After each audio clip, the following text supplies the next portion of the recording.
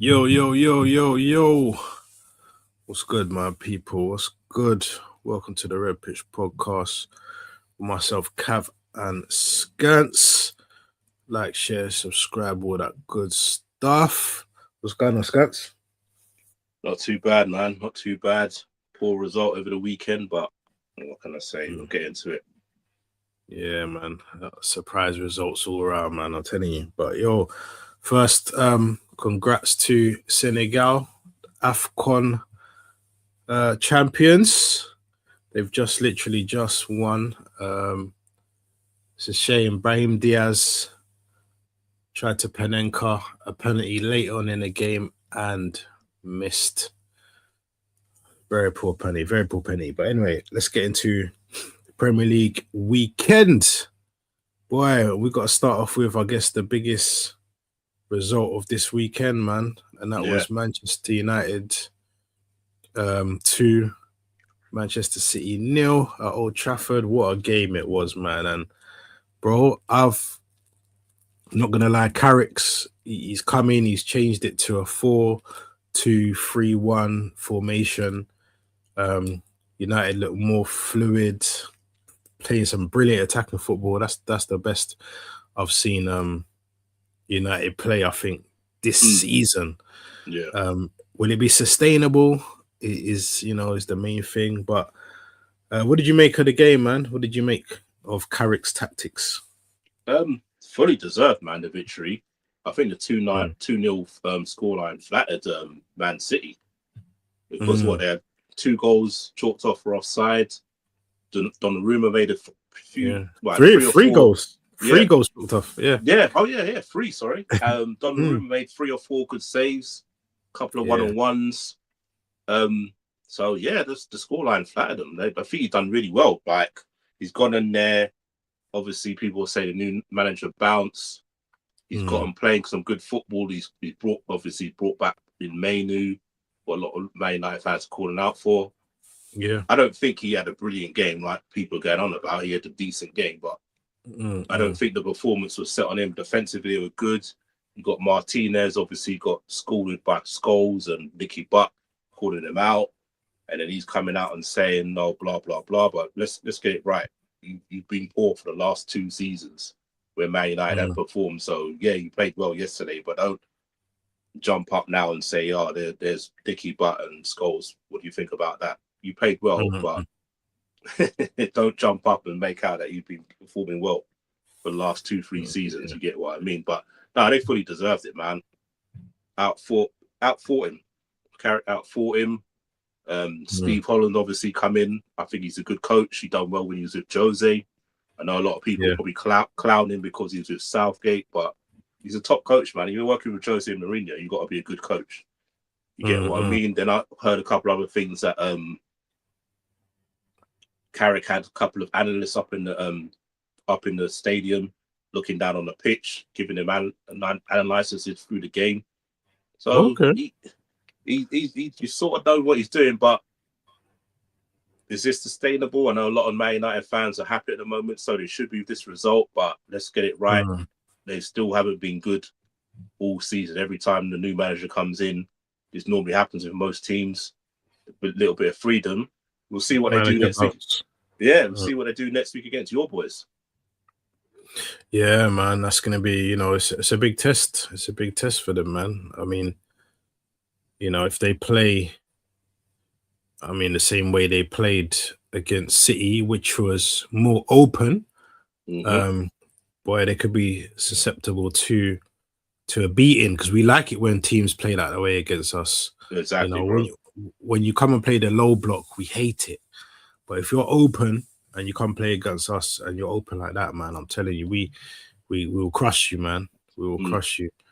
So do you think that, obviously it's seeing what you saw yesterday, do you feel, I know there's a lot of United fans are saying, listen, man, they're looking to push top 4 now. Do you think they got the capabilities to push for that top 4? They've definitely, off that performance, you say yes. That was a brilliant performance against Man City. But will they keep up that performance week in, week out. All right, they've only got one game a week, so they Yeah. can prepare. They can prepare for each team pretty well. But then, like you said, like I said, it's like it's the same players who've been underperforming. Yeah. What are they going to be like if they go a goal down? Are their heads going to drop? Mm. You get what I mean? So I can't definitely say they can definitely reach top 4, but they've got the capability of it.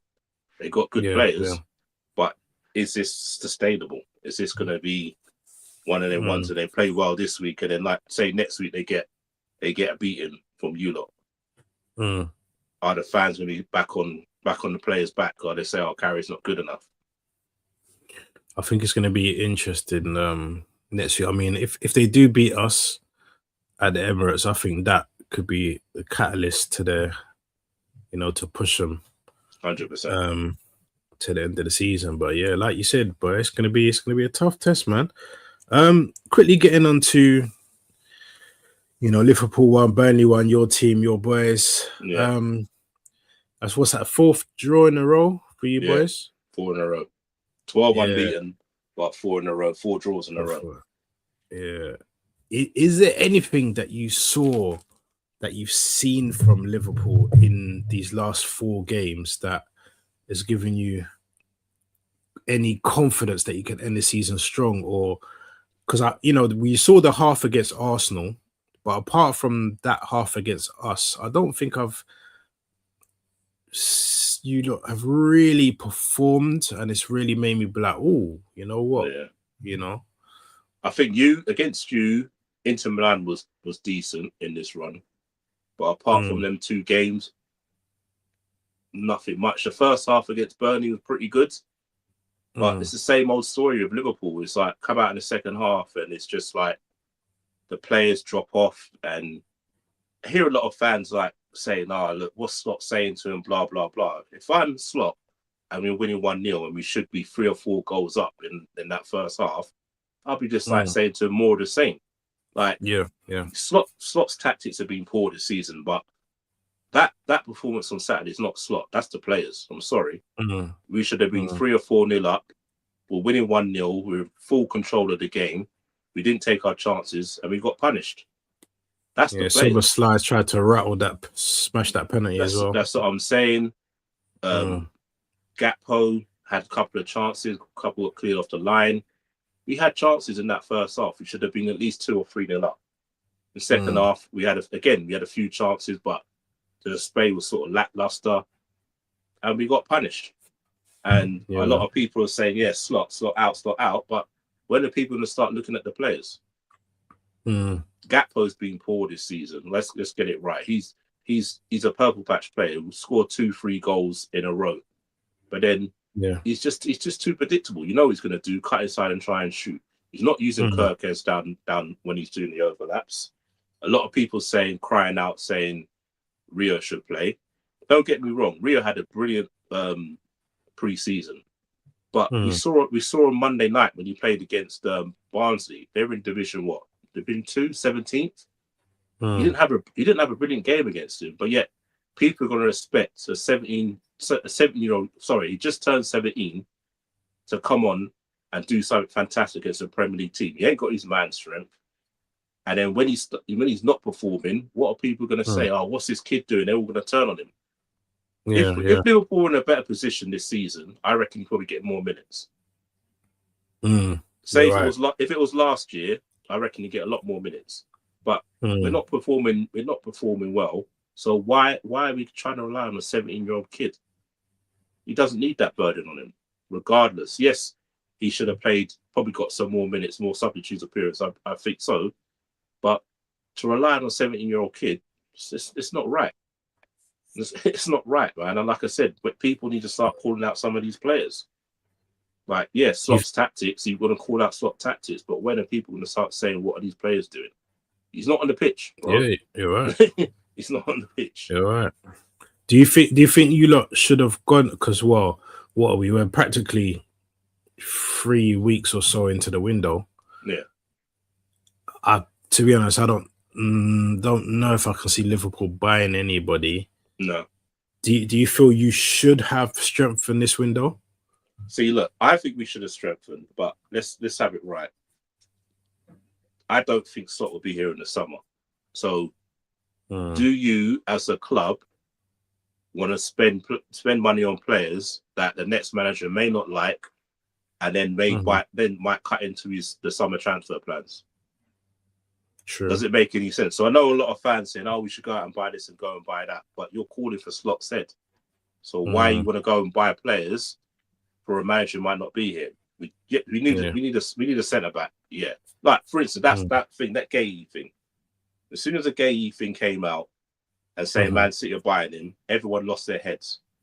Yeah, I was chatting to Dubs, and I said to Dubs, like, I guarantee you, the financial package that Man City are paying is why Liverpool not going in for him.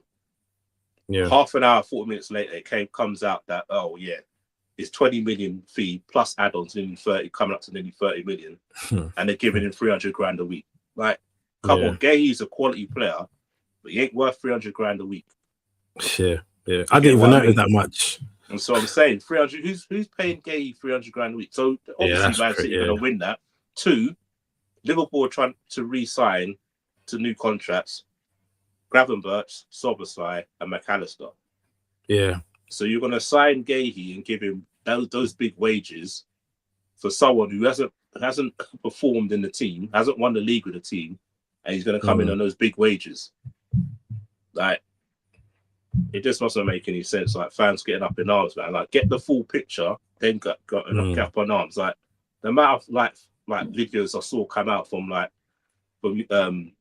content creators. Oh yeah, Liverpool a joke, blah blah blah. And then half an hour later, you going on Twitter and you see him saying, "Oh no, I understand what Liverpool's like." Didn't get the whole picture, man. Before you throw stuff out there, you get what I mean?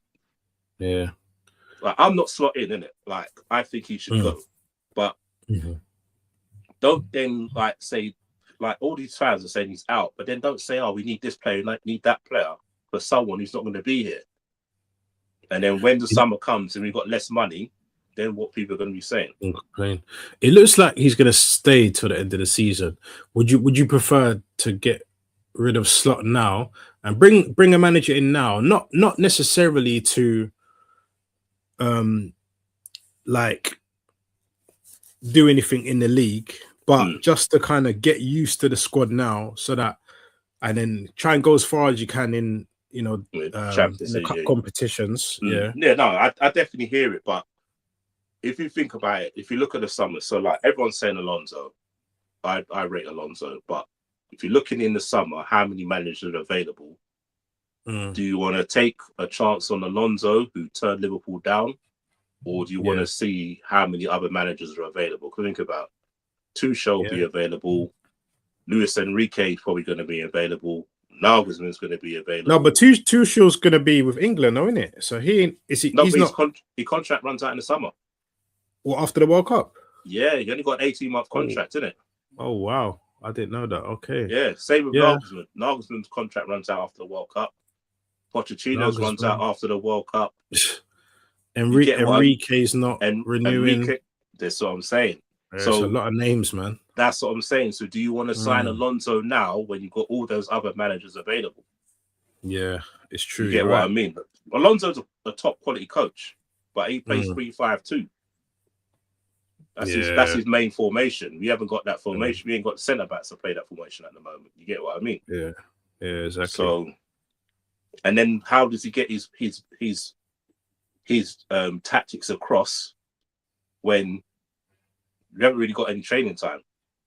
You get what I mean? But we played Saturday. We got Champions League on Wednesday. Then we got another game over the weekend. Yeah, exactly. You got no time to be on the training pitch to get your points across. Now, don't get me wrong. Slot's tactics obviously ain't working at the moment, but getting used to a new tactics halfway through the season, is it going to be sustainable? Yeah. You're right.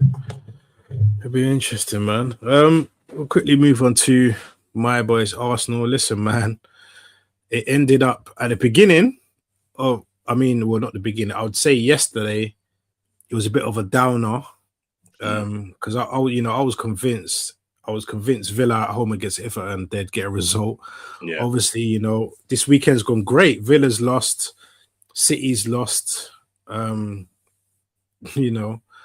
So for me, going into the weekend 6 points ahead and coming out of it 7 points ahead, even though it's just a point, it could have been 9 points. But listen, I'll take it. Do you get what I'm saying? I'll take it. It turned out to be a happier weekend than I kind of anticipated after our Forest game yesterday. But listen, against Forest, I just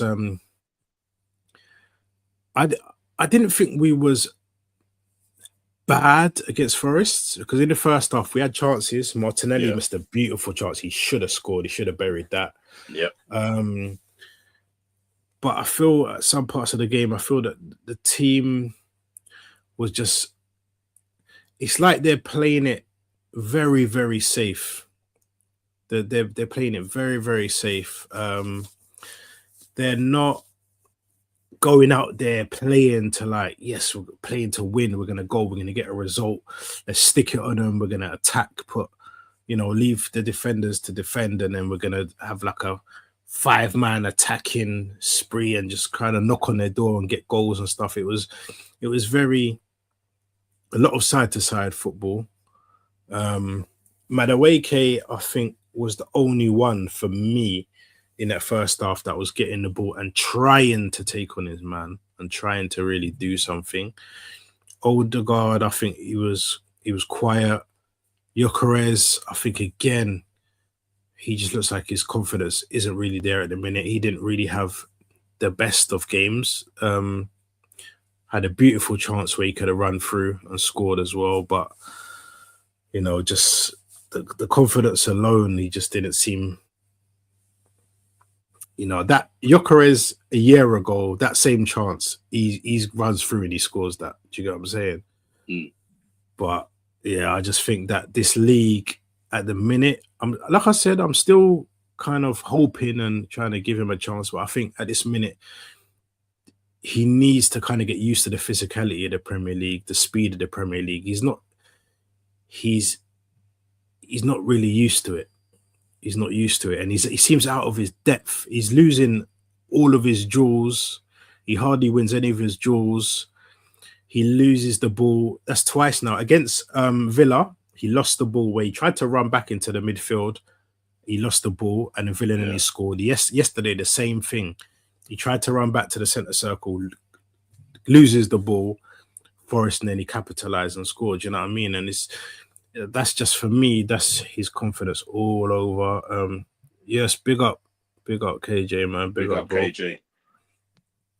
Yeah, for me, I just feel that we've got Man United next week. I want to see a performance. We're at home. We tend to perform decently at home, apart from obviously the Liverpool game. We haven't lost this season at home. So, in front of a home crowd, I know we're going to, do the same thing we've done against Liverpool, have the fireworks, the tifo and the hyping up. And that's one thing I must say, with Arteta and his his Arsenal kind of PR. He'll send a message to the crowd, right? Say, if you come to the game, get there early. Shout, I want you loud, I want you pushing the team, I want you this, I want you that.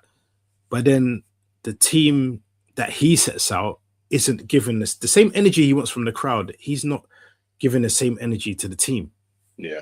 Do you know what I'm saying? The way he goes on, I want to see the team come out and give us a performance to scream about and to be energetic for you. Because if we see you not playing with that energy that we want, we're not going to give you that come on thing that we want. You know what I'm saying? Are there chinks in the armor? I don't believe so. I wouldn't necessarily say there was chinks in the armor. I feel that this week, obviously we got Inter Tuesday, and then obviously Man United. I feel that the Inter game, we just need 1 point to qualify in the top, I think, top 2 positions in the Champions League, which need a point from our last 2 games. So I think there might be a lot of rotation in there, even though I feel that he might want to put out a strong team to I don't think he's going to rotate because of the gap in it. You've got a big gap in it. It's Tuesday to Sunday, so I don't think he'll rotate. He may change a few players, but I don't think he'll rotate as much as like a lot of fans probably want to rotate. You see, he don't like to lose, does he? He doesn't like to lose, so I can't see you like rotating heavily. The thing on Gyökeres, I think he's like that. Like you said, that goal. If he's in Portugal, he goes on and scores that. Maybe it's a little bit of confidence, but I think personally, I did think the defenders over here are a lot quicker and more physical than in Portugal. So he's used to bullying centre backs. Or over here, he doesn't seem to be able to do that. So I think that's where the problem. When it comes to chinks in your armour, I think the last 2 games show it's either I know people are going to say it's not bottling, but I think it's the mentality of the players what's seeping down from Arteta. I think he's too scared to lose. If you look at like Klopp and if you look at Pep, they want to win in it, regardless who they're playing, regardless of the result. They're looking to win the game. Where Arteta's first thought is to get a point, we get away with a point. Like I said to you on the last stream, realistically, you lot should have won the league, near enough won the league by now. You should be 11 points ahead. Sort of how Liverpool last year, innit? Yeah. This time January, everyone was saying, "No, the league's over, and I was saying, "No, it's not over yet." But realistically, you lot should be at least 9 to 11 points ahead of them. And you keep like letting City sort of back into it, because they could be 4 points behind you before you play Man United, because they play Saturday.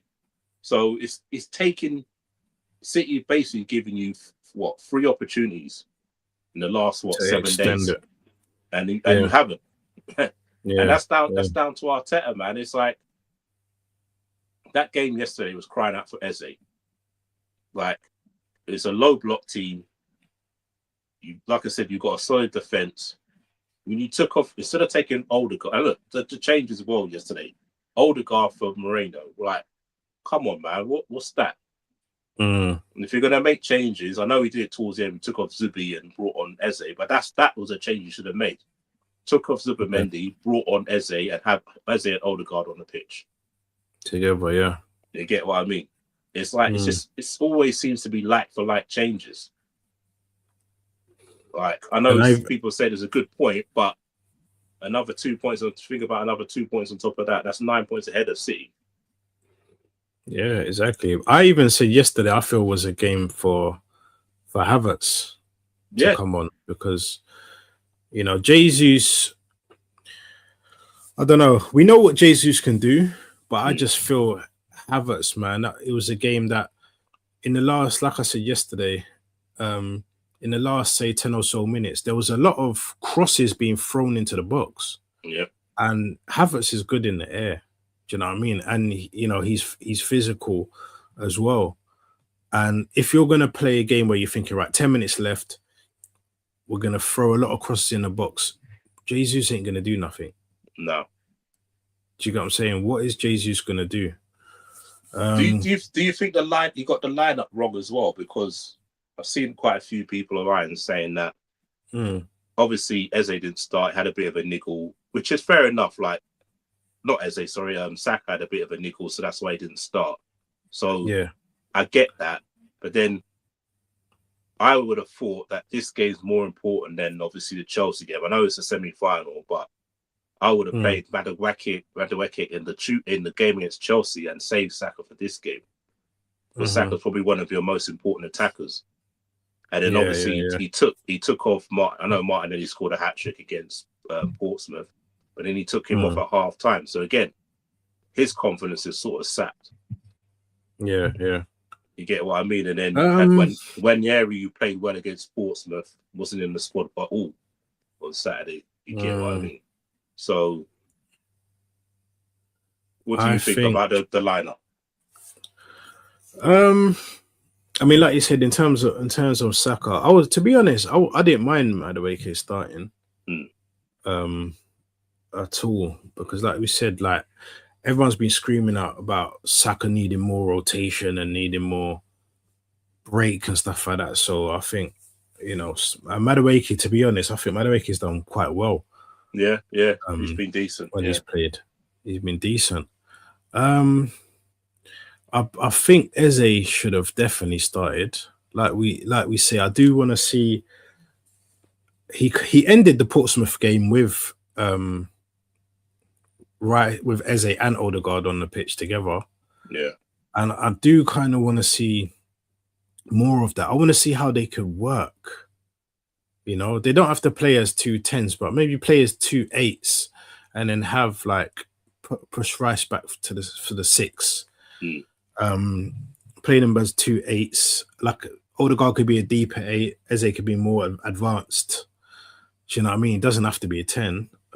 But it would be nice to kind of see Odegaard, Eze, and the front three just focus on the attacking side of the game, because I've got full confidence in, when Calafiori, Gabriel, Saliba, Timber, and Rice, those 5, I've got so much confidence that if I said, you guys, they're just going to defend it today, and the other guys, we're going to focus on just the attack. I've got full faith, especially in a game like, say we're playing, I don't know, say we're playing like a Burnley or we're playing a West Ham or something like that. Something like that could work, because I've got the full confidence that those 5 guys, and Raya can handle any attack. Yeah. Do you get what I'm saying? And then you've got someone like, if you've got Eze and Odegaard, and then you're playing Gyökeres, you've got so much more creativity to help for Gyökeres. Yeah, do you know what I'm saying? I totally agree, bro. I've been saying it, man. You got the best defense in the league, so you can afford to let the rest do. Like, look at the back of the day with Klopp. Like, we basically defended with Flacco, Matip, and Van Dijk or Gomez. Then obviously you had Henderson in there as well. Just allowed Robertson, Trent, Mane, Salah, Bobby to do their thing. Yeah, you get what I mean. So why can't he do that? That's what I don't understand. It's like, I don't understand what he's fearing. It makes no sense what you're fearing. Like, you've been the best team in the league this season. Yeah, you shouldn't fear anyone. You get what I mean? Exactly. I know going away to the City ground is tough. Yeah, we know that, but Forest ain't been good this season at all. No, they've not been good. They've been shown that they can be got at. Do you get what I'm saying? So I don't know. I think, you know what it is? I think because we're past halfway now. I think it's a thing where Arteta's looking at it and it's like, man, we've got 16 games to go. In certain games, I think he's gonna say to the team, "Yo, maybe we can go for it." Certain games, but I think it's a thing where now, from now on to the end, he doesn't want to lose. He'd rather take a point than lose. Do you know what I'm saying? He'd rather take a point than anything else. So I think it's to the point where, let's just not lose. Let's just stay focused. And because I think when he sees, which he shouldn't do, but I reckon when he sees the likes of City lose, I think he's thinking, all right, we've kind of got a grace game where we can afford to just get a point, because we're then still be a point ahead of them because they got none. Do you know what I mean? But you shouldn't look at it like that. You should look at it as, boy, listen, they lost. Let's get 9 points ahead of them. Let's get 12 points ahead of them. Let's get 15 points ahead of them. Like, that's kind of what you got to do. But listen, I'm not going to complain too much. But you've seen it with Pep, though. It's not like anything. Once he sees that he can't win the league, when Liverpool won the league during the COVID, the COVID season. Like, yeah, once Pep saw we were so far in front of him, he was like, "Yeah, that's it. We're not gonna do anything. We'll just get ourselves ready for the next season." And you sort of saw similar last year as well when they weren't performing well. They're like, let's get ourselves ready. So because it's still so close, you can't say. I know a lot of people say, "No, it's over," but all it takes is a couple of more draws, and they're back in it. I know they've got a tough run coming up. Because they got what? I think they got Wolves on Saturday at home, which you think they should win that game, even though Wolves have played pretty well the last 4 or 5 games. And then I think they've got Spurs away. Spurs are not exactly... Spurs are their bogey team, though. No matter how bad Spurs play, they always beat City. Yeah, but and they've already beaten them this season as well at their Etihad. Yeah, so... Yeah, it's you just got to make sure, don't give them a chance. That's all I mean, because I've been there with City, man, with Liverpool, and it ain't nice, man. Ain't nice. I know a lot of people are saying it's not the same City, but it's still the same Pep. Yeah, exactly. And then you got to do us a favor and beat them at Anfield as well. We'll be asking for a favor from you. I mean, that little period they got coming up, they got Spurs, then they got Liverpool, then Fulham, then Newcastle. Do you know what I mean? So that little period is a thing. And with the period with us, they've got Chelsea, then they've got Arsenal, and they've got Palace in that kind of run. So it's KJ said no thank you. Listen, KJ, you gotta do us a favor, bro. You gotta do us a damn favor, mate, to get us in. But yeah, I mean, in terms of the rest of the weekend games, obviously Chelsea won 2-0. Chelsea beat Brentford 2-0.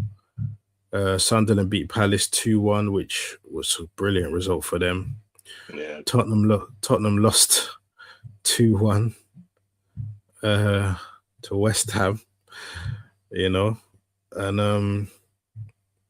Newcastle drew with Wolves. Obviously Mitch was saying, Newcastle going to win their next 5, and yesterday on the show I was like, boy, Wolves tomorrow.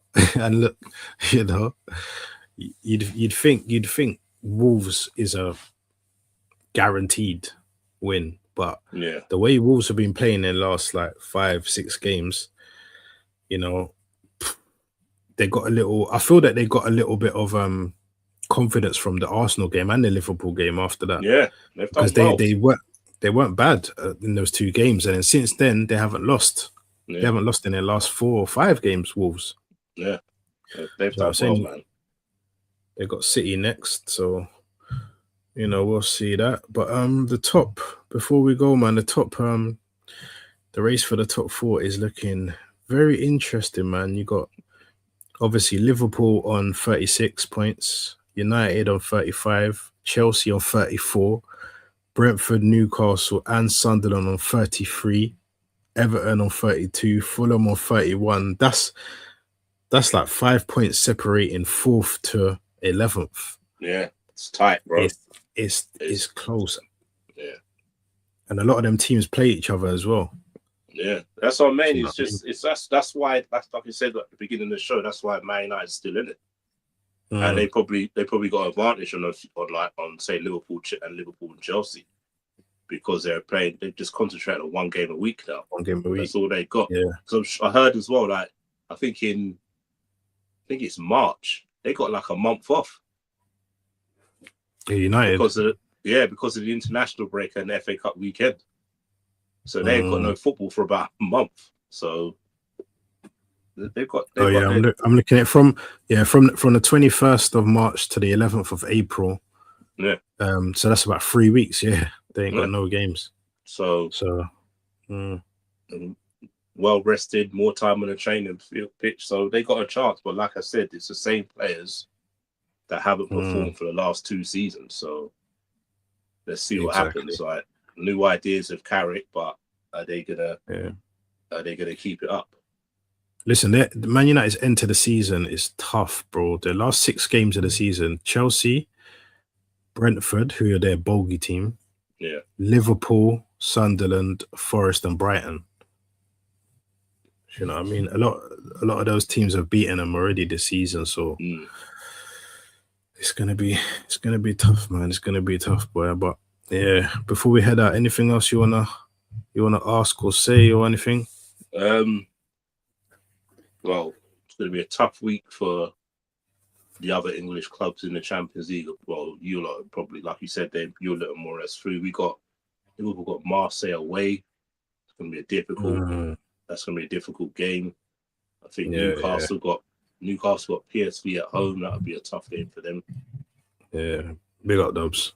And then I don't know who Chelsea have got, but I think all of us basically have to try and get at least 4 points out of these next 2 games, where you lot are pretty safe. Yeah, that's one good thing. Chelsea have got Paphos at home, so that should be 3 points for them. They've got there, man.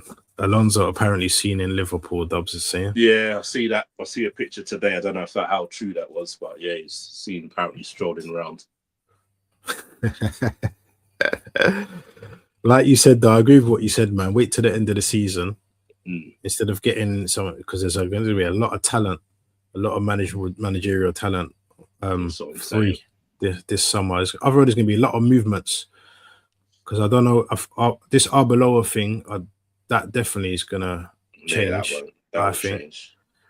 I know Madrid were even looking at sounding out Arteta. Yeah, there's going to be a lot of change, man. But to be fair, I wouldn't even be surprised if they do go for Alonso, because he knows maybe how to unlock Wirtz, even though Wirtz has been playing well for the last month. Yeah. But, so Frimpong as well. Ex guy. So you know TK from the league as well. You know Hugo from the German league as well. So yeah. It'd be interesting. But yeah, man, Scats. All right. Well, boy, we'll be back probably midweek, man, and talk about some of these Champions League games as well. I'm trying to set up watch along stuff as well, man, because I was thinking I might try and start some watch alongs. Yeah. Why not, man?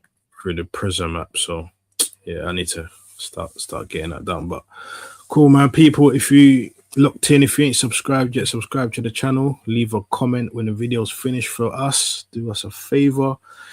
Like, share, subscribe, and we out. Bless up, Scans. Big up. Big up.